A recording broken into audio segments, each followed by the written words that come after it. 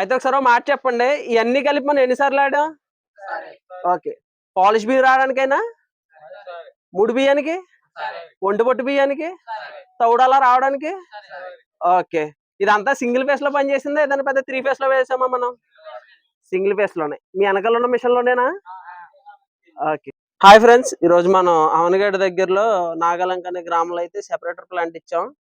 అయితే ఇక్కడ డెమో వేసాం కస్టమర్ ఇంటికి మార్నింగ్ వచ్చి. సో డెమో వేసిన తర్వాత ఒకసారి కస్టమర్కి ఎలా అనిపించిందో ఒకసారి ఆల్మట్లో తెలుసుకుందాం.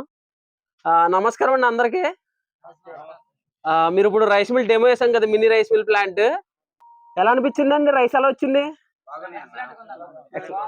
ఓకే. సో ఏమేమి ఆడేమో ఒకసారి చూద్దాం. ఇది వచ్చి పాలిష్ రైస్ అనమాట, ఫుల్ పాలిష్. ఇది వచ్చి సెమీ పాలిష్. అలానే చూసుకుంటే ముడి బియ్యం అనమాట.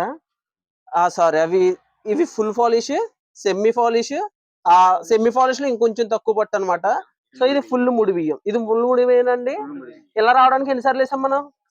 ఒకసారి. ఇది వచ్చేసి తౌడు అనమాట. చూసారు కదా తౌడు ఎంత మెత్తగా ఉందో. ఎలా ఉందండి తౌడు?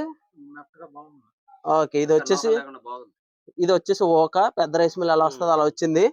ఫ్రెండ్స్ వీళ్ళందరూ కూడా ఏంటంటే ఈ గ్రామ ప్రజలు అనమాట. సో ఈ మధ్యలో ఈయన ముడి బియ్యం పాలిష్ లైట్ పాలిష్ పట్టుకున్న ఆయన ఓనర్.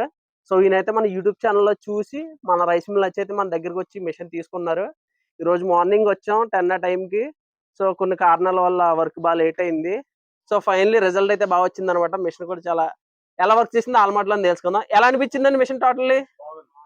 ఓకే అండి. మీరు సాటిస్ఫై అయ్యారు అందరూ కూడా? ఓకే. పెద్ద రైస్ మిల్ ఎలా వచ్చింది అలానే వచ్చిందా? ఓకే అండి. Thank you. Okay sir, thank you.